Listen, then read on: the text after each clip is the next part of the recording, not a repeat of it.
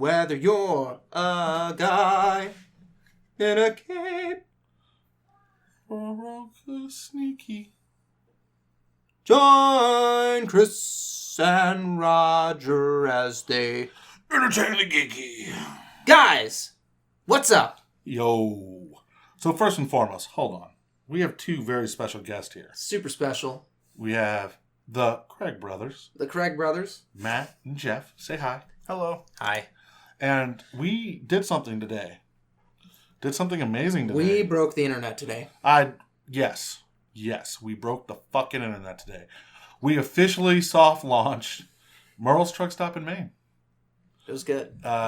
Big shout out to the new fantasy shop Creve Core for hosting us. Yeah, thank you. Extra big shout out to Joe for pimping us out. Yeah, for making that possible. We had a bigger turnout than either you and I both expected. A great turnout. Everyone had a good time. You guys played and you ran, Jeff. Yeah. What'd you think about the event? It went really well, and I feel like people were really enjoying themselves. Yeah, I know they were. We asked them afterwards. Good. We took a survey. Well, yeah, I mean, you know. This game they want to be nice. It catered to creativity, and that was kind of the people that played. That's what they said. They were like, I liked how open it was and how we could just play. I think the best was when a guy told me to pay $5 instead of $1 for it. Winning. Good job. But it's only $1, folks. One whole $1. Estimated value $5. You can have it for $1. That's really. It's like selling magic cards. Look, the TCG mid price on Mearl's Truck Stop in Maine is $5. I'm letting it go for $1. No, it was a good turnout. Thank you everyone who showed up. Yeah, thank you so Level much. 1, thank you for being there, bringing your friends. Big turnout, a lot of fun. Look really forward to getting the game out there for you guys to purchase and play. A bunch of new people got to play it too, man. And like that's all we really wanted here was to get to play the game with some people that hadn't played it before, and they did. And people left with the game in hand for free, excited about taking it to run their own campaigns. We'll be doing more demos of Mearl's Truck Stop here in the next month or so after the holidays. In January. So pay attention to our Facebook page, and we'll talk about it a little bit more on the show. But now let's actually talk about what we want to talk about. Chris. Favorite film scores? We'll let the guest go first. I'm going to have to say Lord of the Rings is my favorite film score. Wrong. Matt? I have to think for a second. Usually when can I watch... explain myself? Yeah, please, Okay. Rodger. No, he's just wrong. No, Rodger, shut up. No, I mean, so... I was pretty young when I first watched the Lord of the Rings series. I liked the movies, but what I did more was I played Lord of the Rings computer games. They have a couple real-time strategy games based in the universe, and I logged a lot of hours in those games, and they have the film soundtrack in those games as well. So it just sort of got drilled right into my brain, and now I have very fond memories. That's nice. You're still melodies. wrong. Again, I can't really think. I mean, usually when I watch movies, I don't pay attention as much to the sound as I do the writing. So I have to take a couple minutes to think about my favorite. You think about it. Chris? I love the Guardians of the Galaxy soundtrack. That's not really a score. It's not. My favorite film score... My God, so... this sucks because there's a bunch of movies that I love their soundtracks, and I did put that in parentheses: score, soundtrack. Well, we can talk about soundtracks in a minute. So, Transformers, the first movie, I love the soundtrack and the trumpet song epicness that they did in that. You're wrong too. No, I'm not actually. Yeah. It's your favorite. No, the best, hands down, perfect film score. Because it goes along with the perfect movie. Is Nightmare Before Christmas. You're totally right. Is Jaws. And I'm surprised I didn't mention that myself. So it's yeah, Jaws. The Nightmare Before You're Christmas. wrong. You're it's correct. Jaws. You're correct. The Nightmare Before Christmas. That's what you said. This is Halloween. Damn it! It's Jaws. Halloween. Oh my God, we should do a mashup of that. The Jaws and the... Nightmare Before Christmas. Okay, have you ever... You know the Exorcist theme song? Yeah. The Tubular Bells? Mm-hmm. You play that and then play the Halloween theme song right on top of it. Mm-hmm. it will scare you, excite you in ways you never thought possible because it fits so well. I've actually been listening to, like, anytime I listen to music, and it's more so hip-hop than anything, when I listen to that, I hear other songs layered on top of it, and it's because it's the same timing. Really? So you're like Anna Kendrick's in Pitch Perfect? Kinda. So, like... So if I do you, that means I've done Anna Kendrick's? I mean, not really. Can we just pretend that that's true? Not really. Damn it. Sorry. You tried. All right, Matt, what do you got? Again, I don't usually pay attention to the sound. I mean, the most recent movie I watched that I did was honestly Doctor Strange. And how I stopped worrying and love the bomb? No, the not that one. Oh, no, the not Marvel. Doctor Strange Love. Okay. Just Doctor Strange. Yeah. Okay. Oh, you're not go ahead. But frankly, I did like the sound or the score in that. I mean, it was pretty well paced along with what was going on in the movie. And I like the instruments used because those aren't really common instruments. Another movie that had a really good score, Jurassic Park. Jurassic Park. Like when they're pulling up the first time, the doors open, you hear da da da. You know how stupid we are though. Fucking Star Wars. Fuck Star Wars. Liz, I think one of the big things is that all these movies have really memorable melodies that they constantly use. They're not afraid of their melodies. They accept it as part of their movie. It's like a main character in and of itself. A motif. It's a motif. Yeah, a lot of movies these days don't do that. If you think about it, going to the movie, your primary sense is vision, right? Yeah. But when you're filming a movie, that's only like a tenth of it. Because you still have dialogue, you still have special effects, you still have car explosions, you have audio, and then you have a soundtrack on top of that. And the soundtrack's like the opening scene of The Godfather. Hearing that quick little melody right before you see Marlon Brando puts you in that mood. Mm-hmm. Jaws, that was the shark. For Chris's bullshit fucking, I don't even remember what he said, movie, it works. Lord of the Rings. Like Lord of the Rings got like when the music got epic, the action was epic. I mean, plus like in Lord of the Rings, the music they had the melodies, but they sort of acted more of like an environment. I feel like if you start to hear the Rohan melody, and you're like, we're in Rohan now, we're good to go, and then you don't even need to see a horse or anything, you know. And I think that's what a composer and what a director are supposed to be trying to achieve when they're doing this. It's the music is made to change the mood or to manipulate you to bring you into this film. Think about this. Let's look at a movie that was a Star Trek, the motion picture, the original 1978-9 movie or whatever. You walked in expecting to hear the 67 TV show theme, and you're blown away with this grander scale opening line of music, which they used for TNG's theme. Imagine being the audience member there and knowing that you were not going to watch that little show you used to watch. You're in for something bigger, grander, based on just the opening music. Yeah, drop the fucking mic. Star Wars. Now, fuck Star Wars. No, like as soon as you see these words scrolling on the screen, this little tune plays. Rogue One's not going to have the words. They're not doing the opening crawl. Huh. Doesn't sound like Star Wars. That's kind of how I feel about it. As much as I bitch about Star Wars, the opening crawl is a necessity. Yep. I need my crawl. Yep. Doesn't sound like Star Wars. Oh, Indiana Jones. Indiana Jones does have a good film. It has a Superman. Superman's is cool. I mean, as far as comic book movies go, the last one to have a decent score was Man of Steel. The Crow. The Crow. The Crow. Man of Steel. The Crow makes you want to die. The Crow's good. I tried watching The Crow recently while I was a little bit under the influence of alcohol, and it was very, very jumpy and dark. That. I couldn't get past the first 30 minutes or so. You're almost done with the movie. It's like people are dead. People are dying. I'm 30 minutes following in. a burn. Who's this little girl? And, okay, you know what? He's like, I've had way too much cocaine. Oh, you got another good score. Terminator. Terminator's fun. Yeah. Oh my god, The Last Action Hero.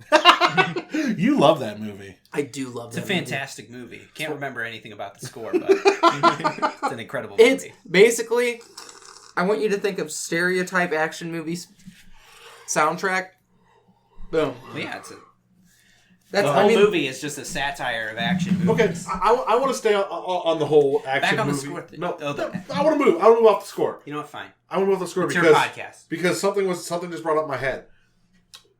We're talking action movies. We're talking cheesy action movies. We ran Mearl's Truck Stop in Maine. Mm-hmm. Best one line, like in your mind, what is like the best one line out of a movie? Like in Predator, you know, hey, you're bleeding. I ain't got time to bleed. Like that. It's I'll be back. I'll be back. I'll be back is the I'll be back. And it's funny that it would be Schwarzenegger that would give you the most memorable one-liner ever. What about stick around? Nope. No. I'll be back. I'll be back. That's it. Hasta la vista. Hasta la vista, baby. What about Smile, You Son of a...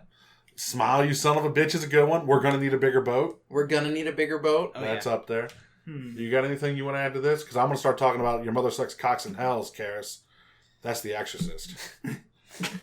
I can't think of anything. Power of Christ compels you. The power of Christ compels you. Is You know, yeah, The Passion of the Christ really had a lot of good ones. It's not really comedic. I was always partial to Spy Kids 2 when Steve Buscemi says, "Do you think God stays in heaven because he too fears what he created?" Whoa! Spy Kids 2. That's Spy Kids? Yep. Yeah. That's fucking Apparently deep. they got man. That's Spy Kids. Steve Buscemi in Spy Kids. Jesus Christ, that's deep. Like one of the greatest ones is Godfather. I'll make him an offer he can't refuse. Because you knew he was going to do some shit. Another Spy Kids one. You're so full of shit. Aki mushrooms.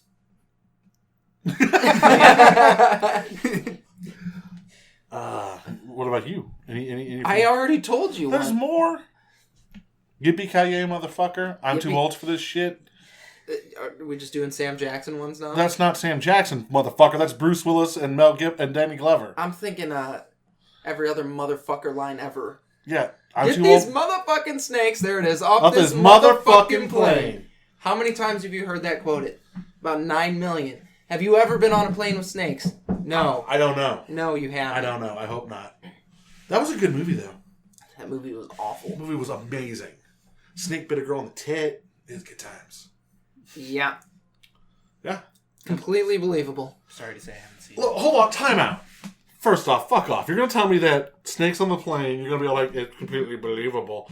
No, the part that's stupid is a snake biting somebody on the boob. Like, they just wanted somebody getting bit on the boob. They were like, how can we involve a boobie? No. You know what, Chris? You're 100% right. I know, and Yeah, that's why Because this is fucking the movie dumb. was originally PG-13, and Sammy J went, look, I'm not in Snakes on a Plane for a PG-13 movie.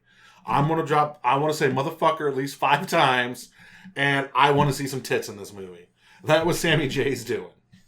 Did he say that? Yes. Is that fact? That is fact. We can Google that. You can Google that. Okay. He also probably only wanted brown M&Ms in his dressing room. Don't you ever say an unkind word about Samuel L. motherfucking Jackson. No, it's you never heard that before? No. I can't remember what band it was, but there was like Green M&Ms. it was Green M&Ms. It's green M&Ms. Yeah, it was a band that would always in their contracts for like stages and venues, they would put only green M&Ms in the dressing room. That's common. A lot of bands will do that. I forget the reasoning behind it. Drugs. It's because if there's multiple M&Ms, something probably went wrong elsewhere because people didn't read the contract all the way. There we go. It's Drugs. brilliant. It's like when you tape a hair across your door just to see if anybody went through that door. Yeah. It's the same thing. That's what I learned in Death Note. Death Note? Yeah. You've watched Death Note? I'm or read halfway Death Note? through Death Note. Are you watching or reading it? Watching. Okay. I don't read anime. I watch You don't anime. read- read. I can't read anime. I can't read backwards. anime. I don't You go don't read backwards. anime. I don't read. You I read don't- manga, you watch anime. Shut up, Purd. I just thought the biggest insult you can on our show. Called you a Purd. Ugh, it hurts. Well, he knew, though. You didn't. That's true. Who's the bird? Oh! Oh! No, I don't read my anime. That's how it goes. Everyone's like, you should read the... It's like, you watch an anime, they're like, you should read the manga. First off, they make the same thing people say for books. They make movies for a reason, so I don't gotta read the damn thing. They make anime for a reason, so I don't gotta read the damn thing. So I ain't gotta read. Ain't gotta read the damn thing. It's fair Honestly, enough, but I just don't want to read a book in reverse. That's partially it. Yeah. That's all I really care about. Yeah. If they would just flip it around and print it American style, I might read I'd it. probably read more. yeah, but then one guy would be on the left and one guy would be on the right when they're supposed to be on the right and the left, and then somebody says it's that guy on the left, and I'm okay with all of this could because ruin you the whole can thing. just put that guy on the right, No, I mean that guy could still be on the left. You just transpose it right. yeah. Like they print them. No, because they print the covers. Here's the cover. Here's the back of the book. You flip it over. You read the back. You're like, oh, that's cool. Flip it back. What the fuck is? Damn it! So they already. All they gotta do is flip the goddamn cover around. It always looks the same on both sides. No, it doesn't. Yes, it does. No, it doesn't. It's all pretty pictures on both sides. On a book, you have a cover that's got beautiful art on it, and then you have a back that looks completely different and has nothing happy on it. Just words. Like Akira was printed the right way. I'm just disregarding what Chris has said entirely. Akira was printed the right way, and that's a damn good read. All 72 volumes of it. All right, fair enough. What are you doing? Fair enough. Nothing. Do you watch a lot of anime? I used to. Used to. This is me real. Has this subject been covered on Entertain the Geeky? I don't think it Not has. really, no, because we don't like it very much. I love anime. Interesting. Here's Well, he okay. does, you don't. Now we're outnumbering you 3-1. Here's my thing. I don't know if I can do it. Outnumber me. I'll just peanut gallery this one. I had this conversation with Jason last night, actually, on the fact that I've become an old man. Uh-huh. And realizing, especially, it started with the anime discussion. You fuckers and you youngins have anime. You didn't live through the dark time where I had Akira, Ghost in the Shell, and then hentai. And you didn't know it was hentai when you were renting it. Shut up. It was Dragon Ball Z. Dragon Ball Z didn't count. Because first off, Dragon Ball Z was around, but it wasn't until Channel 11 started showing it that we actually got to see it. It's not true. Gundam? Gundam was what came out in 95? 85? Wasn't on American TV. It was Robotech. We had Robotech, Akira, Ghost in the Shell, and then hentai. And you'd go to the video store and you'd rent a Japanese anime because you watched Akira. And you're like, oh, this looks really cool. Demon City Shinjuku. Looks really cool. And you're like, okay, demons taking over the world. Why is he fucking her with the tentacle? What is going on? That is how we found out. Now, our generation, you had Gundam Wing come out, Trigun, Cowboy Bebop, Yu Yu Yakusho, whatever the fuck that one was called. Rurouni Kenshin. Best one ever. Yeah, so you had this anime come out, and it blew up. Uh-huh. And now when I talk to kids about anime, you fuckers talk about shit that I never heard of. And Death Note was one of them. Attack on Titan. I didn't care for Attack on Titan. I didn't mess with that one. I watched the first season. I was like, yeah, it's okay. Yeah, it exists. I mean, not my I favorite. acknowledge its presence. I think of the newer anime, Summer Wars was one of my favorite movies. That was actually really good, I think. Yeah, Summer Wars was really good. Maybe I almost cried. Oh, you feel. I felt feels in that movie. So, enlighten me. Discuss me this anime.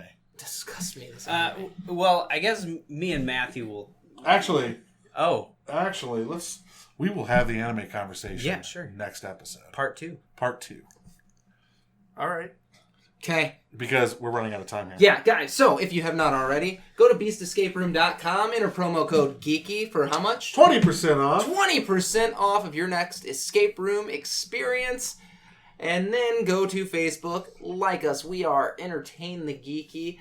We're on Instagram as Entertain the Geeky and YouTube as Entertain the Geeky. Then you can head over to Twitter, click the follow button on Entertaining Geeky. Guys, as always, stay geeky. Bye.